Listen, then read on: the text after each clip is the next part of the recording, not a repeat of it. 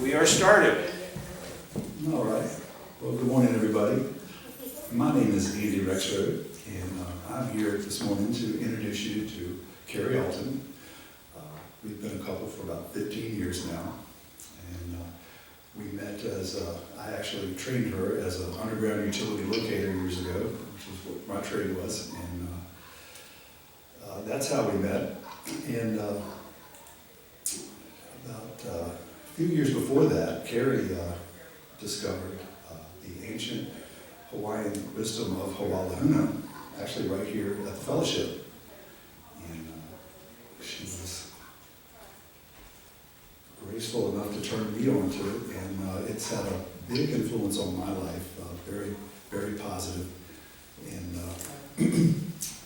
for that, she is an ordained Huna priest, and she is here today to share all of that with you guys today. So without too much further ado, I'd like to introduce you to Karie Alton.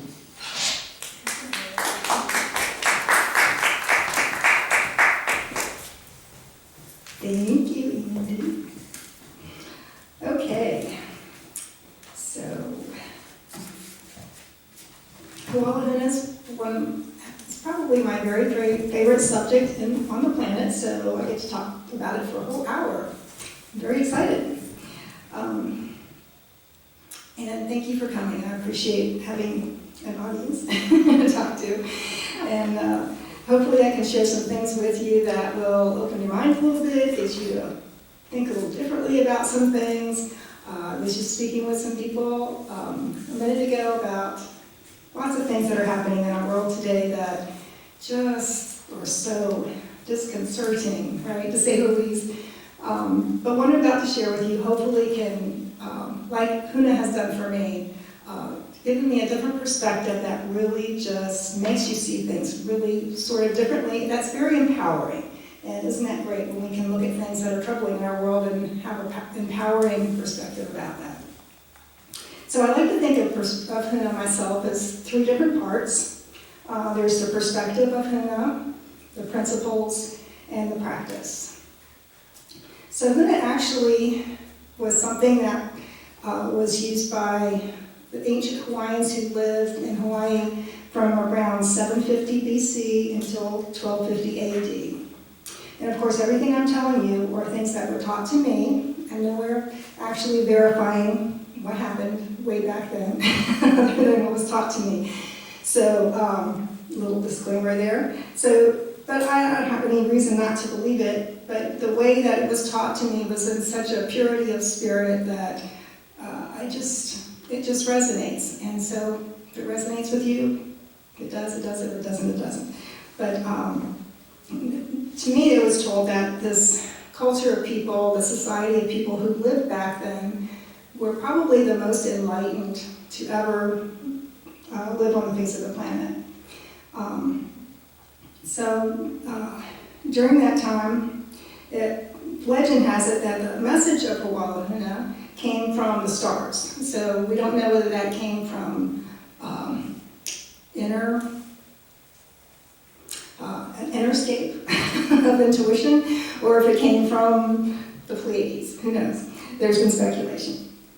But in any event, everyone in this society participated in Huna. So let me just define what Huna actually means. It's defined as Hawala, awakening to, and Huna is the secret or sacred knowledge of that which is real.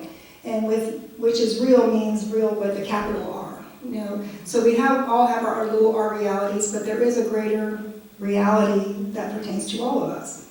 And indeed, that's one of the foundational principles of Huna, is that we all came from the same thing, we all go back to the same thing, we're all made out of all that is, which is their definition for God, or Yamakula is the word that they use. And the definition for God, they think, all that is the only definition that can possibly make any sense, right? Because what else is there besides all that is? Anything smaller than that couldn't possibly be God, right? So it makes sense. So during that time, everyone was a priest. And in fact, there was 8 different levels of ordination for everyone. You know, when you're born, when you became a child who was old enough to know better, when you become, there's an ordination for when you become a teenager, you know, when you choose your trade, when you get married. Everyone was a kahuna pili, which meant you were a priest of yourself. And then there was the kahuna kapua, who were the priests of other priests, so like the elders or the teachers, the ministers, the wise ones. So these people lived this way for well over about 2,000 years in peace and harmony. They had no jails, they had no prisons, they had no armies or anything like that, because they had a system that allowed them to live in peace and harmony. And it worked for them beautifully. And that was until there was this, well, evil with quotes, priest from Tahiti, his name was Pa'au, came from Tahiti, found the Hawaiian Islands, and of course they welcomed him with open arms and showed him around all of the islands and welcome, this is our wonderful paradise on earth. And he says, oh, this is great. So then he went back to Tahiti and came back a year later with all of his armies and took over and wiped out Huna and changed the Huna, I don't know what you call it, they changed it to something else that was not what it was before. In fact, there was, you know, from what I understand, genocide and so forth, he just basically took over. They instituted what you may be familiar with in terms of Huna from Hawaii in modern times, the Taboo System, which is a hierarchical thing, goes from God to the priest to the people, so it's that type of hierarchical, whereas Huala Huna was everyone is equal.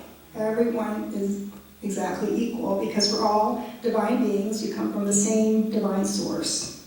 And so that's a little bit about where Huna started with. So the perspective then is that we are all divine beings. That's probably the most basic, fundamental, most important aspect of Huna. So, just a little story to add in here. Something that happened last night. Andy and I were watching, I recorded I don't know if anybody's saw that Adele did her first performance, and with 6 years or something, she finally came back. She has new songs and new material, and everybody's, oh wow, Adele's back, because she's so popular. She is such a fabulous singer and performer. And she did it, her opening, like coming back performance at a planetarium on the top of a hill in Los Angeles, and all the audience there were celebrities. Everybody was a celebrity. And in between times, because it was televised, she did an interview with Oprah. So, she did an interview with Oprah.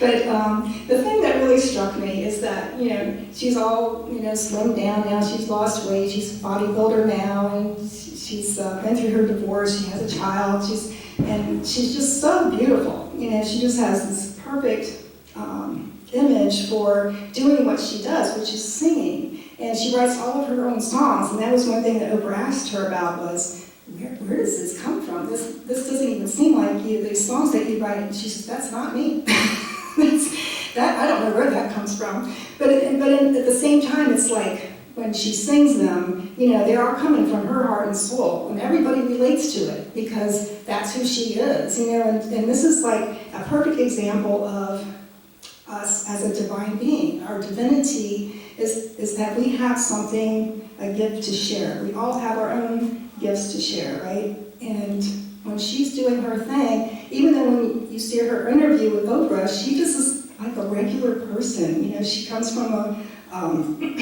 place in England that's probably, I think it was lower middle class when she originally was growing up, and then she discovered this gift. And you can see when she's talking that just like the rest of us, we have our own fears and doubts and anxieties and things going on in our lives, but we also have that part of us that is our divine self. And when we can find that and just reclaim that and learn how to be grounded in our divine self, then we we get to live live and experience the gift that we came here to live and experience. So anyway, we're all divine beings.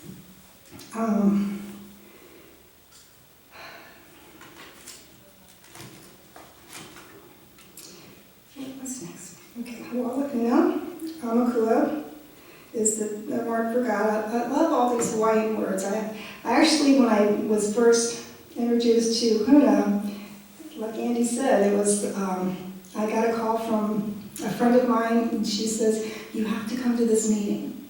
And it was really momentous. My ex-husband and I were just closing doors of a 14-year company.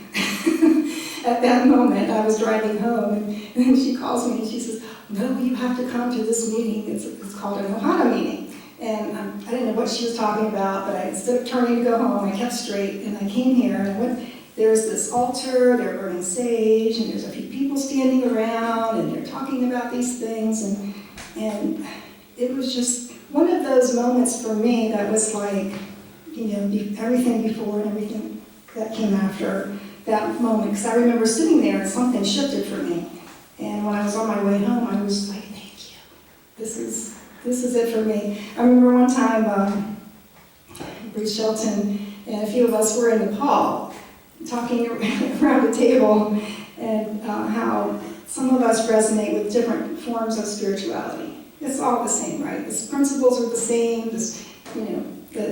What's real is what's real. But the way that we resonate with, whether it's a form of Catholicism or if it's Buddhism or Christianity, we all kind of come from different places. Like Stephen mentions in his book that he resonates with Muslim because of a past life. So we all have reasons that we resonate with different things. So this just happened to be the one that really I resonated with deeply, and so that's why I'm so passionate about it. And I did actually finally get the opportunity to go to Hawaii through a really strange series of synchronistic coincidences. And spent 2.5 years there. So, and I love all the Hawaiian words, and it's hard to learn them, but to me it's just, it's very, it's sort of a metaphor for what Huna is to me. The Hawaiian Islands are like this beautiful tropical paradise, and that's kind of what Huna represents to me. So there's the perspective that God is all that is, that we all come from all that is, we're all divine beings, and we come here to play the game of life. So there's a few interesting things that the ancient Hawaiians understood about the game of life that are quite helpful, and that is this set of principles that were given to them that they used that allowed them to live in peace and harmony for so long. And part of that were these principles, and because they thought that these principles would help you to be more conscious. It's like the more conscious you are, the more that you can wake up, the more that you can appreciate and be in harmony with reality, with the greater reality, and therefore in harmony with everybody else. It's like my spiritual teacher who taught me Huala, Hinalani and Luna Huala. We're living in Colorado now. He said that being unconscious is like being locked in a box. And the only way to get out of the box is to have somebody read you the directions that's written on the outside of the box. That's kind of what you said today, right? So it's kind of like that. And that sort of refers to one of the principles, which is the loving mirror, the principle of the loving mirror. When you can have someone in your life love you enough to share with you where you're unconscious, and of course we don't know where we're unconscious because that's what unconscious means, we don't know, right? So that's been a very, very good one for me. I've had some really powerful loving mirrors in my times with Huna. Let's see.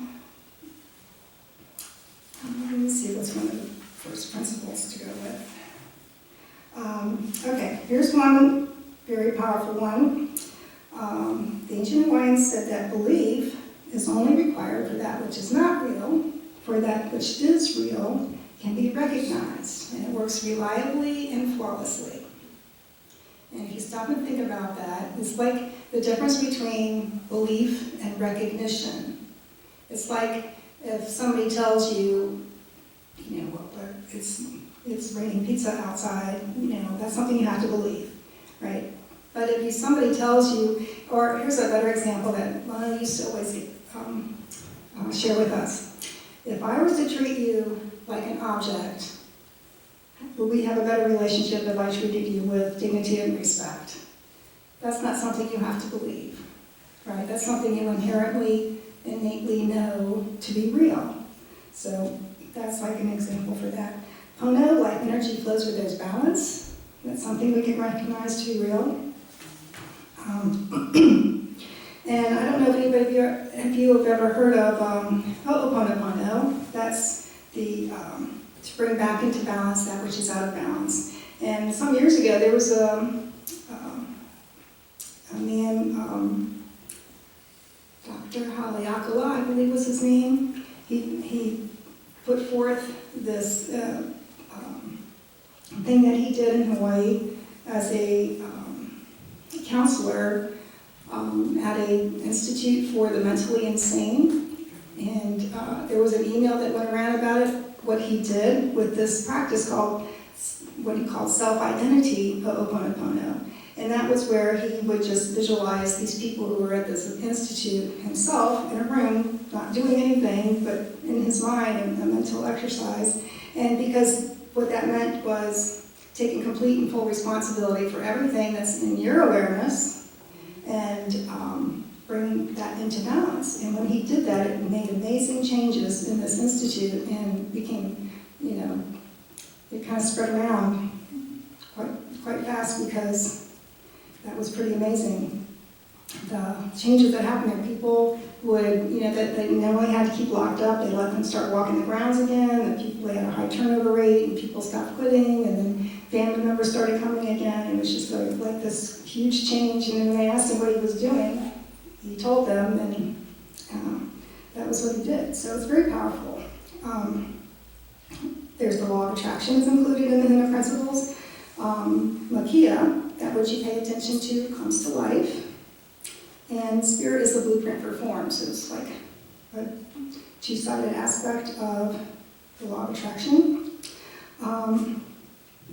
Loving versus caring, attachment. You cannot love that which you care or worry about, and you cannot be connected to that to which you're attached. This one really helped me tremendously because I learned that whenever we're attached to something, an outcome or an object, or no matter what, wherever we have that kind of an attachment to something, usually that's because that's an out of balance situation. I can get more into that later with some of these other ones when they connect. So that's the difference between loving versus caring. The one with the consequence is the one with the responsibility. The one with the responsibility is the one with the authority. Again, this is they have these little principles that say in a sentence something that you could write a whole book about. So you really have a chance to sit and think with what is meant by that. And if you think about it, the one with the consequence, and this is another one that really helped me a lot, is the one with the responsibility. The one with the responsibility is the one with the authority. If I take my car to get it fixed at a mechanic, but I don't bother to check the reviews or do any research, and then I get my car back, it's not fixed, do I then get to blame the mechanic, or do I take responsibility? I'm the one with the consequence. So, and this is something that really helped me learn how, I guess maturity might be the word, learning how to take it. I tell my daughter this all the time. You have the consequence, guess who has the responsibility? Not anybody outside of yourself. So that one was very helpful for me. Ike Papalua, the high sight that brings wisdom, the perspective that reveals reality, or eagle vision. Another really powerful one is the ancient Hawaiians term for humility, which is ha'aha'a. And that's the sort of funny word that means to be flexible in perspective. So if you think about it, the only way you can receive a loving mirror, somebody offering you something, is if you're open to that and you're willing to see not just your perspective, but somebody else's perspective. So that's very, very important in terms of being able to just see any other way of looking at life. Otherwise, you just stay locked in that little box, right? The greatest gifts lie behind the darkest veils. You've probably heard that before. Deal with the energy first, then the issue. Another very powerful principle.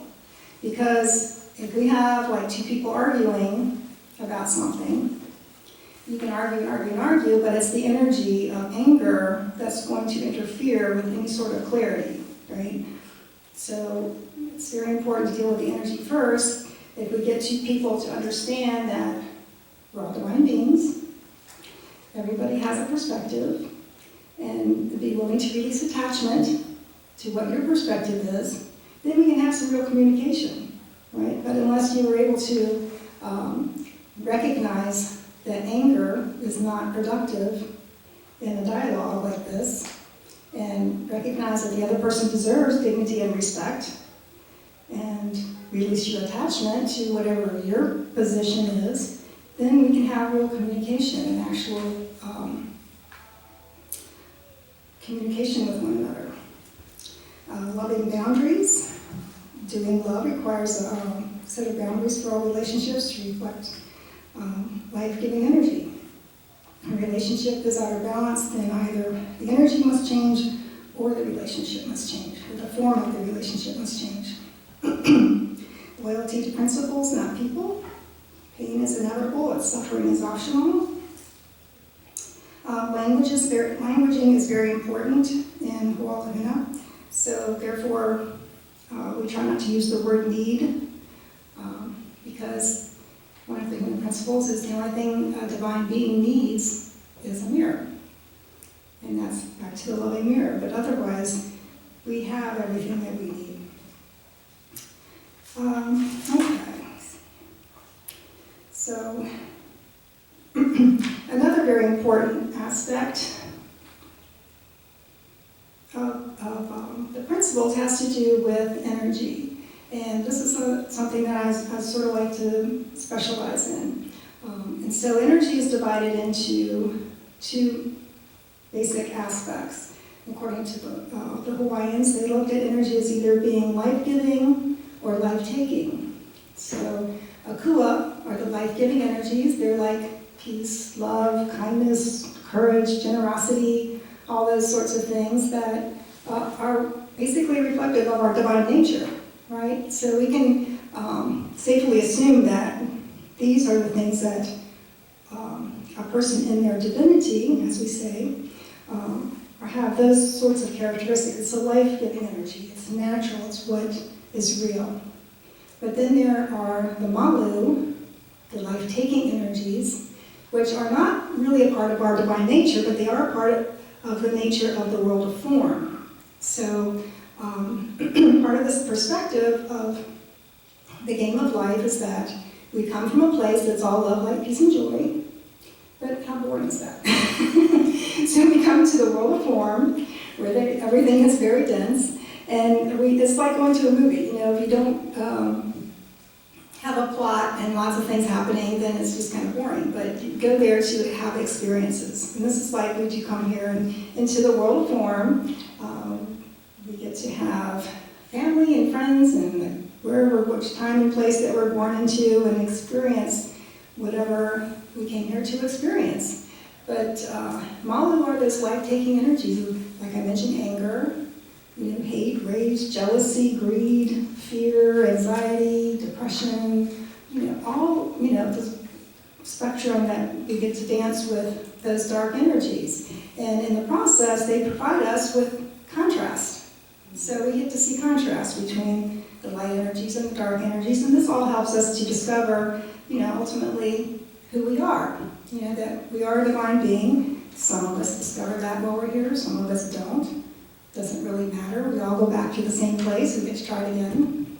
And it's just all a perfect part of a perfect plan. And this is something that helps me dealing with, I know there's a lot of, political strife going on right now in our country, and a lot of dark energies dancing around. But if we can sit back and see that these are just divine beings who haven't woken up yet, do they need to?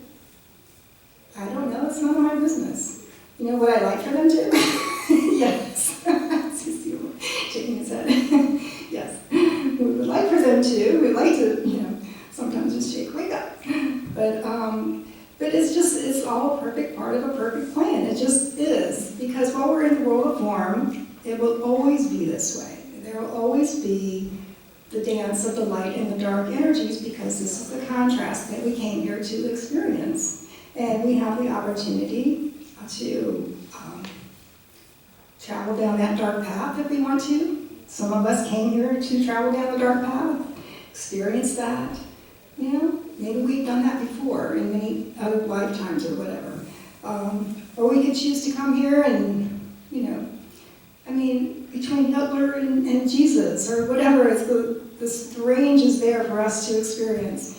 And so wherever we are in our journey, we have the opportunity to be flexible in perspective, see a different way of looking at life, and this helps us to wake up and discover, because the answers really are all within ourselves. We are divine beings. We don't need to find anything outside of ourselves. It's all right here within us. And the thing that I love is that no matter what religion or system of wisdom or spirituality, you can recognize the same principles in all of it, because what's real is what's real.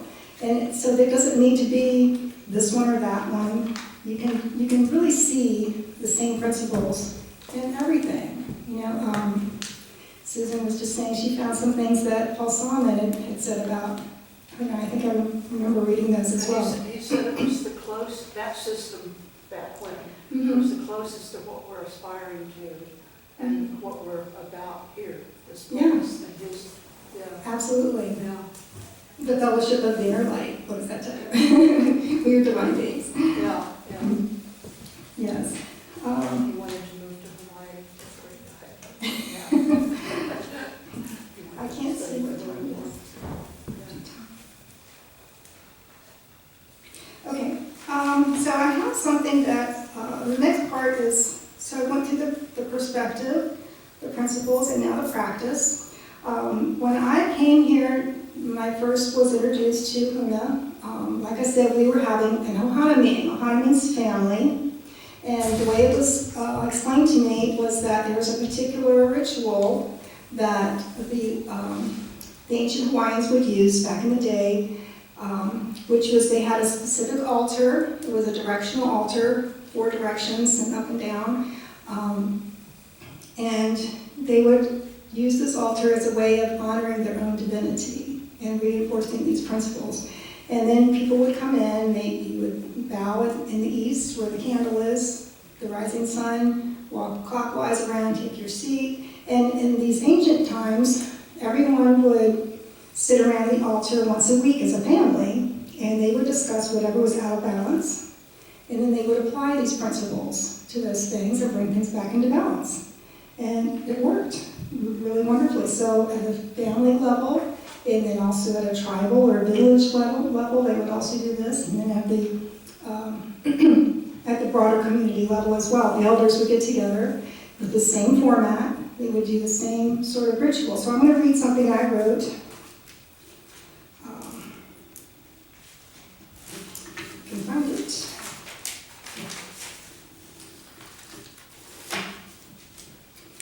Which talks about some of the other important aspects of Huna, which are what is, and it's represented on the Hula Huna altar. I've got a couple of pictures you can share with people there. No, I have one here, sorry. I took a picture of my altar at home. And I'll pass these around, but as you can see, there's north, south, east, west, and then there's a bowl of sand in the middle where we burn sage. And we put objects on there that represent the different things. Well, I'll share that. And then explains another important aspect of Hawaiian sort of has like many different layers of meaning. And the more you look into it, the deeper the layers go, that you can discover more things. I mean, my altar is something that I can just sit and stare at and be guided and be counseled, if you will. Okay, so the Hawaiian altar, on the Hawaiian altar, Lono and Ku represent the human part of us, that part of us that allows us to walk in the world of form and interact with it. It is the masculine, Lono is the masculine mind direction aspect, balanced by the feminine heart power of Ku aspect. And balance is really the key word here. So if you'll notice the candle is in the east, that's because that's the rising sun. So that represents Lono, which is our masculine mind aspect, going out the way, doing things. It's about organization, it's about structure, it's about, going out in the day and doing stuff, right?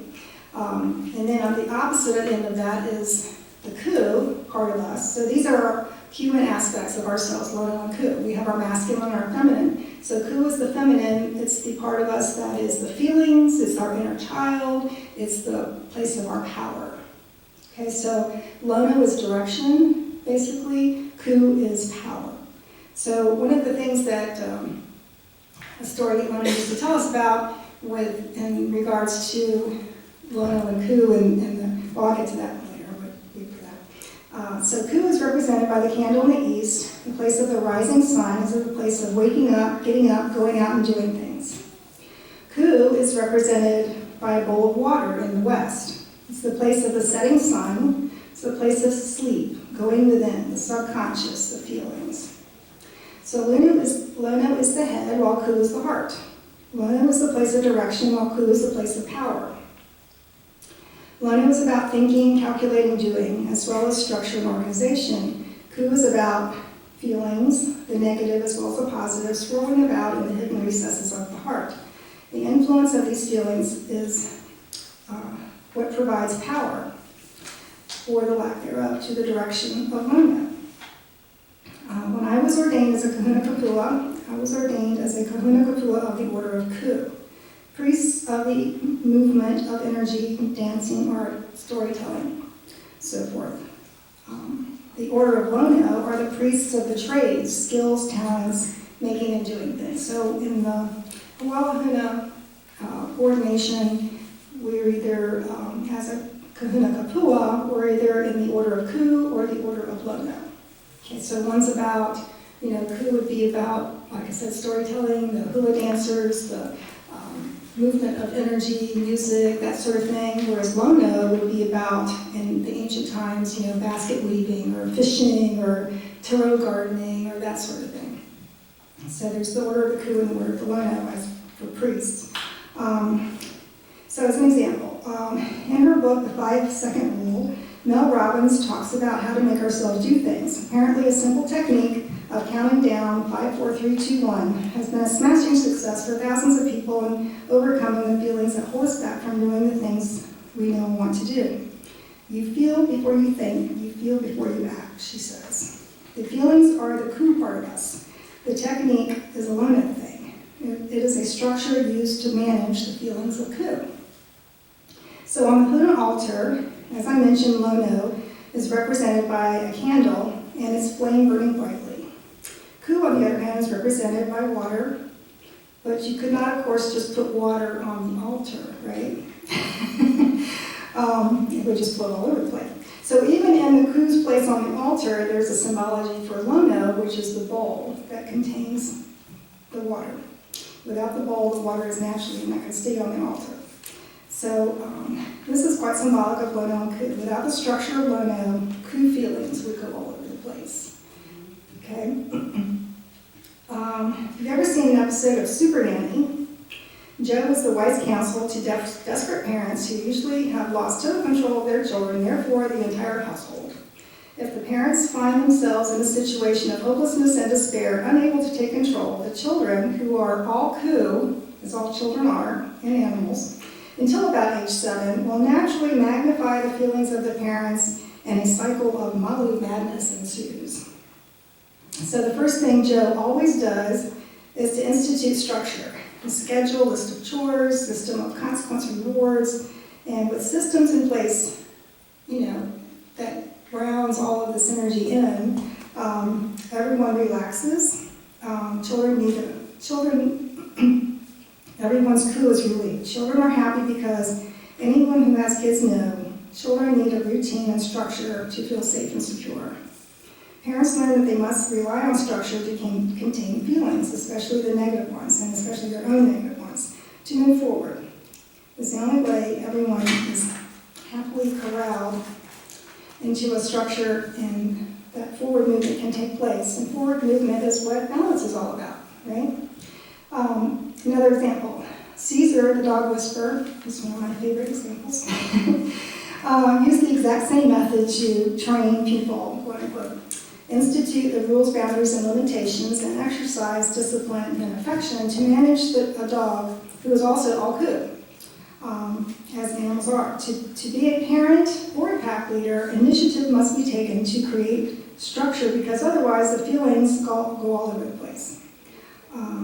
Okay, so there's a wonderful analogy that Lono used to tell us regarding this way of looking at Lono and Ku.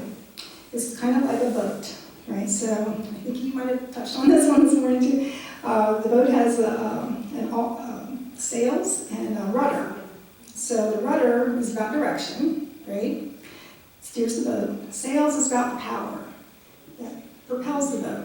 So what happens if you just have a rudder but no power in your sails? You can steer all you want, not really going anywhere. So that's sort of symbolic of how Ku and Lono must be in balance, because without the power behind the sails, it doesn't matter what direction you're going in, you're not going anywhere. But by the same token, if you have a lot of power in your sails, but you're not using that rudder, where are you going to go? Around in circles, really, really fast, depending on how much energy is being put out there. I like to use the analogy too of a teenage girl. Has anybody had experience with a teenage girl who had lots and lots of energy? Usually they don't have any direction and they're going around.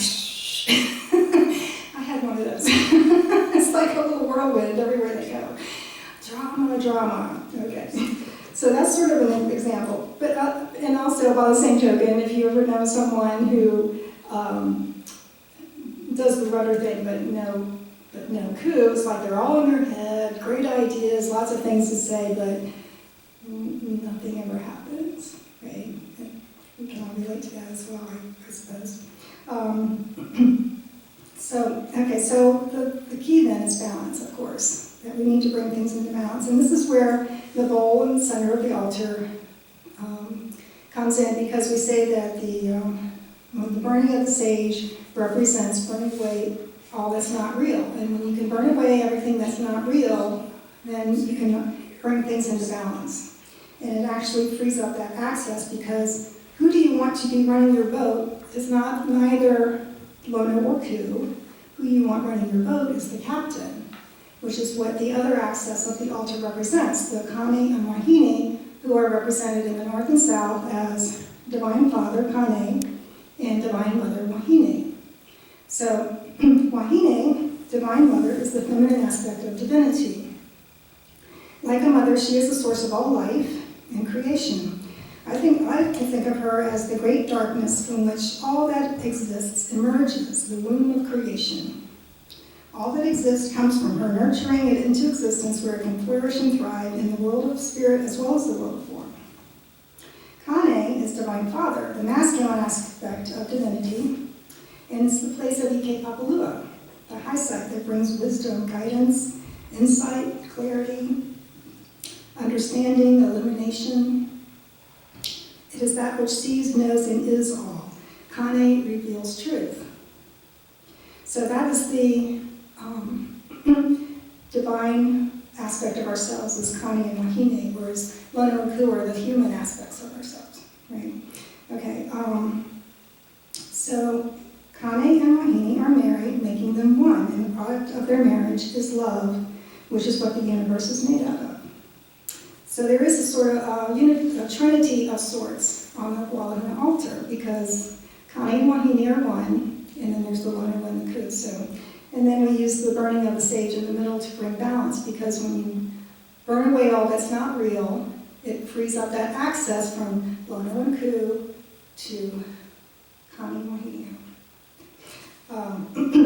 And this frees up clarity and insight and inspiration and brings it into balance.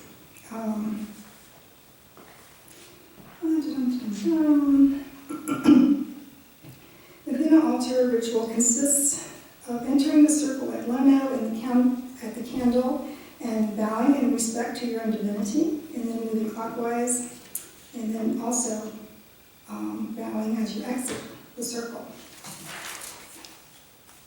Before sitting, however, the ritual begins by honoring the 6 directions. So we would light the sage, and then we sage ourselves off to get rid of the stinkies, and then we honor first Lono by wafting the smoke in the direction of the east, thanking our own Lono, and then to the south, Wahine, and then to the west, Ku, and then to the north is Kane.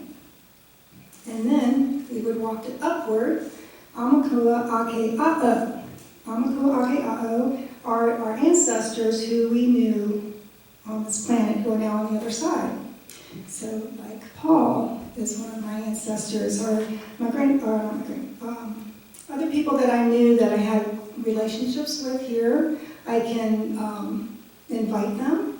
I can sense that they're there and just thank them. I can honor them, whoever's there who's participating in my journey, but on the other side. And I can thank them for being there and for their guidance and their wisdom and for their help. And then I would walk down, which would be Yamakula Akapo, and those are the ancestors that represent our parents, grandparents, great-grandparents, and so forth, all the way back to Source. And I like to think of these people as those who I can stand on the shoulders of, who, because of all of those ancestors, I now get to have this wonderful life that I have, living in this place where I have the opportunity to learn and grow and change, and enjoy spiritual enlightenment, which, thousands or millions of years ago,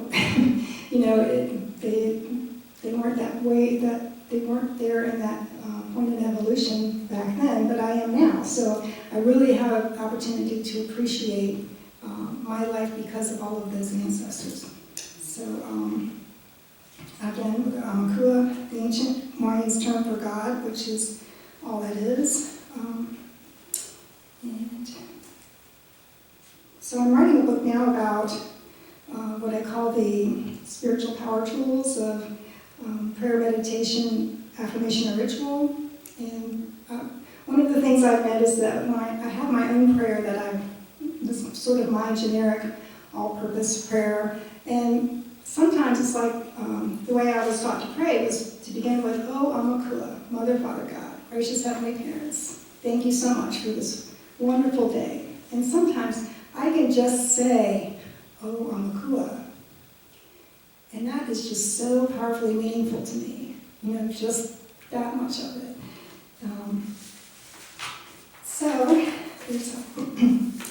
Does anybody have any questions? We can go on. I did. Yeah.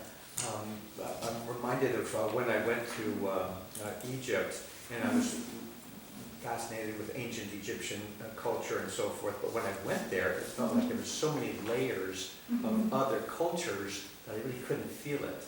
Oh, yeah. And I was wondering in Hawaii, since, you know, the Tahitians and the very different cultural system, and so what you're talking about is before that, so where is it? Where do you find it? There. Where do you find it there? So I know that there was. Can you repeat the question? Repeat the question. So Stephen was mentioning that when he was traveling in Egypt, he noticed that some of the spirituality there had many layers, but there were so many influences of other different things coming in. It's hard to tell what was the real thing.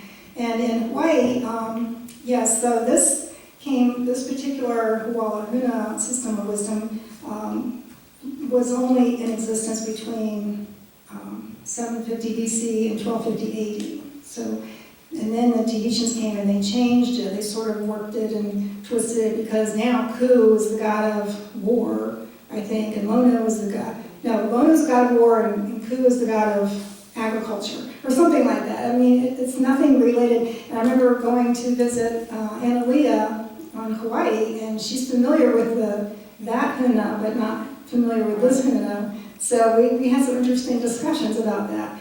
But one of the things that was told to me was that when this did happen, when they were, when Pa'ao came over from Tahiti, and they committed genocide, and they rounded up all of the high priests and their families and clips and stuff. And anyway, a lot of them, from what I understood, some of the priests, high priests from the islands, escaped to Kauai, because Kauai is one of the islands that's the farthest away from the rest of them, and they went into hiding there.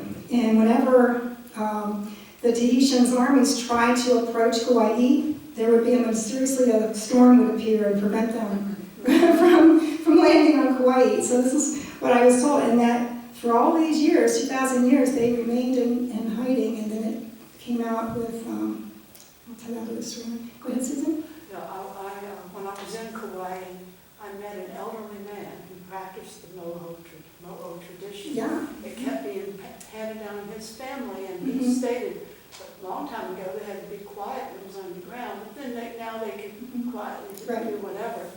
But most Native Hawaiians don't even know their own beautiful heritage. And so there's a movement now to help educate them. And Serge King, he used to be in Kauai, and then they moved to the Big Island.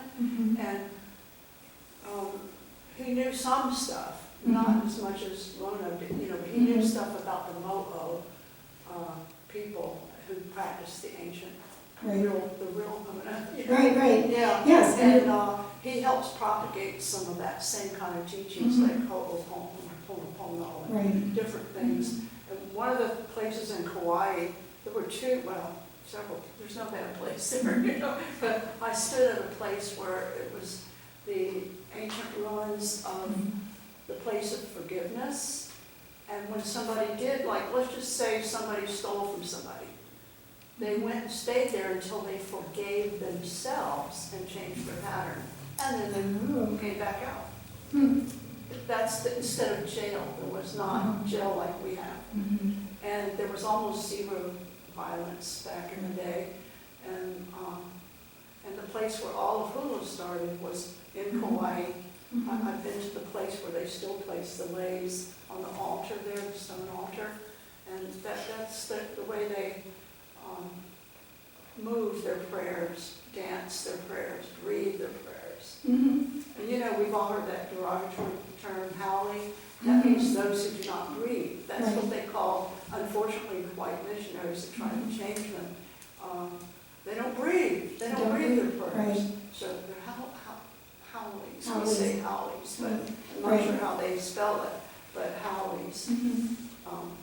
But just breath-centered, the real ancient hula, it's just so incredible.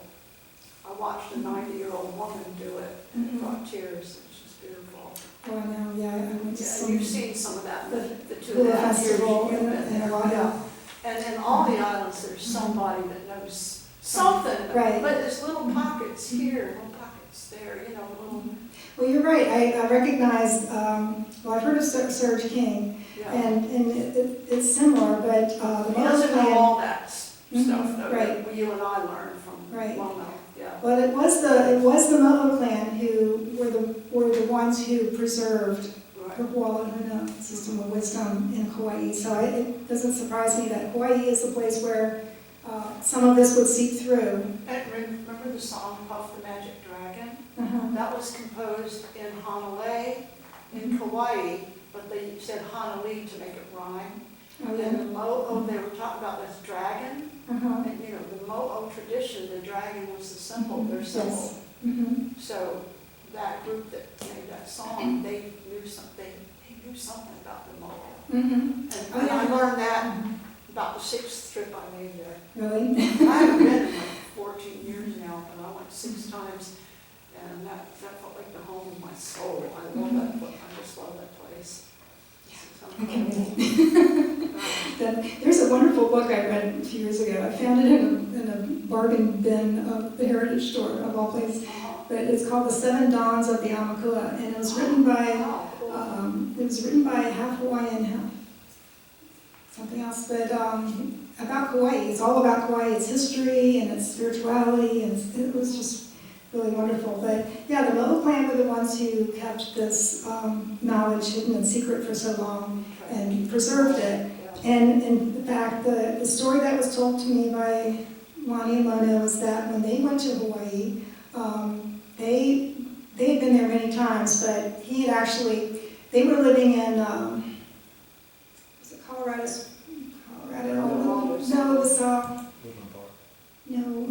They were living in Arizona or something at the time, and they had, they had their lives there. They'd been to Hawaii. They weren't that interested in Hawaii, and he had been, he was raised in a Benedictine monastery to be a Catholic priest, and then he found out things about Catholicism that turned him off, and then he became the Mormons, and they found out things about the Mormons that, So finally he decided no more of this spiritual stuff, and he was a financial advisor, and his wife had a radio show, and they were doing wonderful things in their community, and it was great.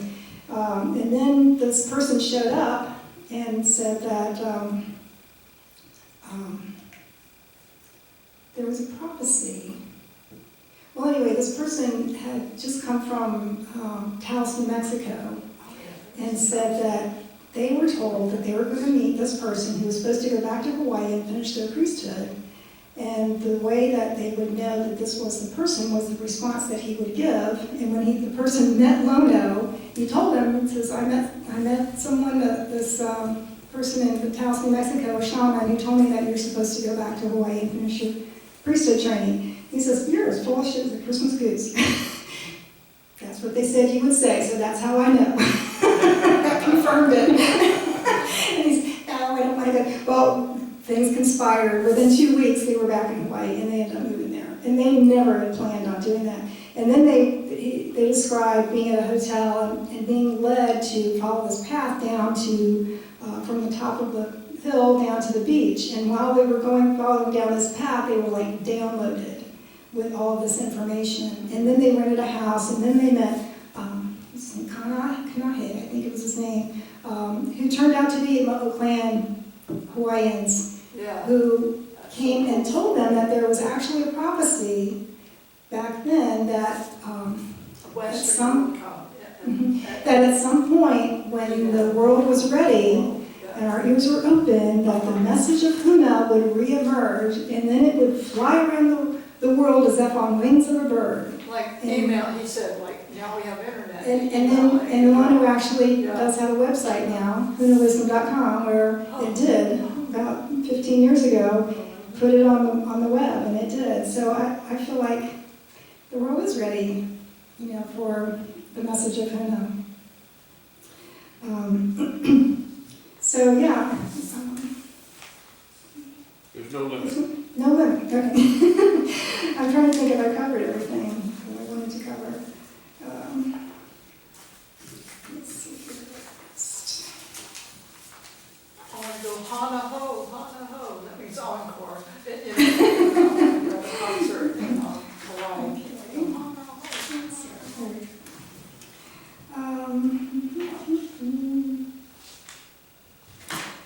So, yeah, that was another thing I wanted to mention. When part of the ritual with the altar is that we bow, we enter the altar in the east, we take a seat, and we do the staging of the directions, and then we say an opening prayer. And the way that we pray in Huna is instead of at the end saying Amen, the men go aho, and the women go haye. And then give it breath. And like you said, that in Huna, that's very powerful. That's very important to give your prayer your breath because you're giving it your power. It's like aloha. Ha is breath. And aloha is unconditional love. So that's the way the prayer goes in Huna, and why they call them howlies. Those who don't breathe after their breath, after their prayer. So yeah, this has been extremely powerful in my life. It's helped me learn how to take responsibility. It's helped me learn that, the malu that I was dealing with are not who I am. One of the things I think was extremely important is the thing about malu and akula. When you realize that you have a malu, usually it's because someone tells you with a loving mirror, they offer you a loving mirror. They always ask first, okay, sure. This is where you have to engage your ha'a, be open in your perspective and hear what they have to say. And one time Lonnie came to me and she says, Karie, may I offer you a loving mirror? I said, sure. She says, you have a dumb blonde, clueless malu. I go, what, me? It was such an experience because she was so right. I did. But it was sort of what I've come to find out since then is that all of us get our malu, quote unquote, as we're growing up. In childhood, they're called survival skills, right? We learn how to deal with whatever we're going through in childhood. And so one of the things that I learned how to deal with all of the dysfunction that was going on in my family was just to check it out, deny it's not there, pretend it doesn't exist, and go on. But then when we grow up and we get into other adult relationships, they just become dysfunctional patterns, right? Because we're using the same thing it's life-taking. It's a life-taking energy that's interfering, it's creating imbalances in your relationships, in your life. And so if you have someone who loves you enough, and this was one thing I loved about our Ohana meetings. We did this for about 5 years here, these Ohana meetings, and we could offer each other, and someone can tell you, well, you have a malu, it's not you. The malu is not who you are. That was so empowering to me when somebody told me that you have a malu, but it's not you. That's not who you are in your divinity. I see who you are in your divinity. But that energy is not you, and why would you want to keep that? It's just a source of pain in your life. And then when you can get really humble, and that's really the first step. You can truly just set aside your, need to be right and see what other people are telling you, then you can let those things go and change those, my body. But, Unpack all that stuff. right, unpack all that stuff. I was going to say something, I forgot. But yeah, like I said, you can recognize all of these same principles in lots of other places, but to me, this is like the most compact version of the most powerful stuff. It's like when I first came to my first Ohana meeting and I'm starting to learn this stuff, I'm like, I've been learning from Paul Solomon for years, and these are things that I learned from him. I learned from, Marianne Williamson, Gary Zukov, Deepak Chopra, all of these different people, Louise Hay, Eckhart Tolle, they all talk about the same things, but to me, when you can say in a principle, belief is not required, release attachment, and it's just a very concise little package for me that really impacted my life. And I tell you what, things changed when I started learning these principles and applying them. My whole life turned upside down for a while there. But I got through it, and I kept my altar with me, and I used it, and it was like something that just was my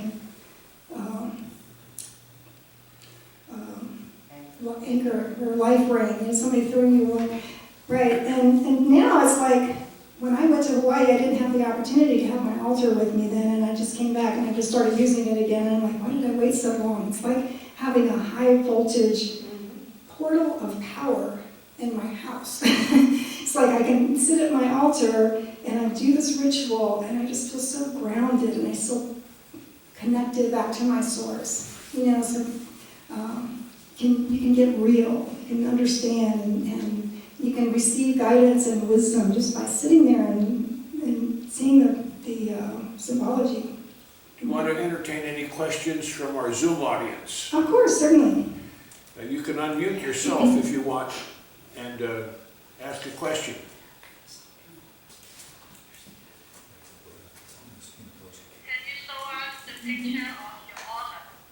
Can you show us the picture of your altar?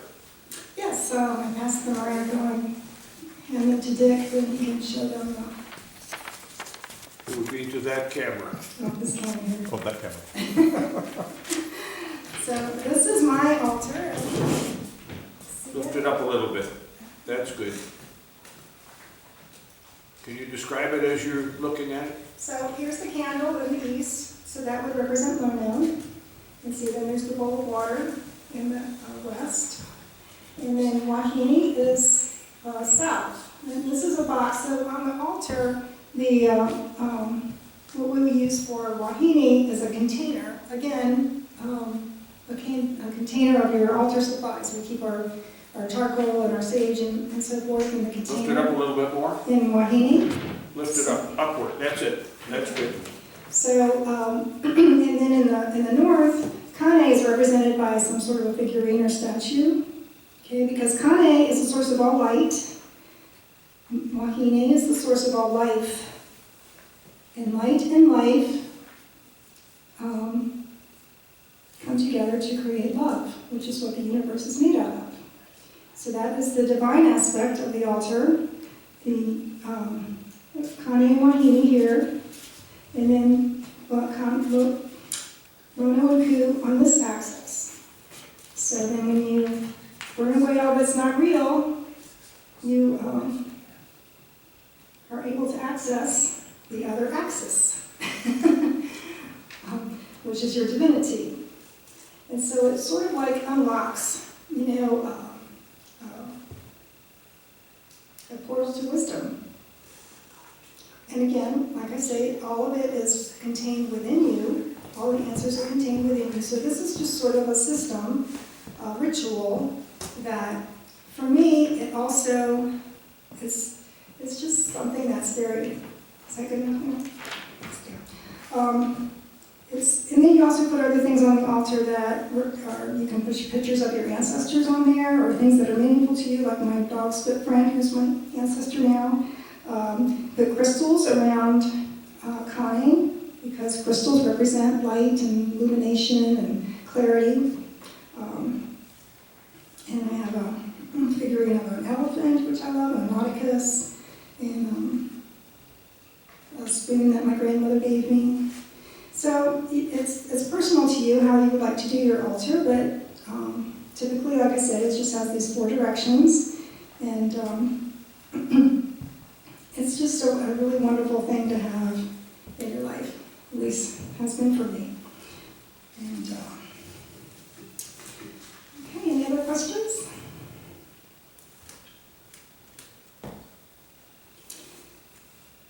And again, whenever I have any kind of issues going on, I can just go there and sit and say a prayer and meditate, and I can sage myself, and invariably things pop in my mind.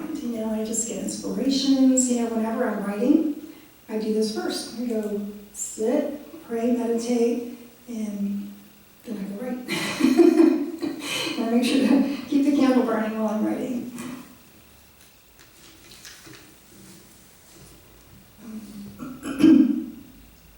In fact, I'll tell you a little story while I'm waiting for more questions. One last story.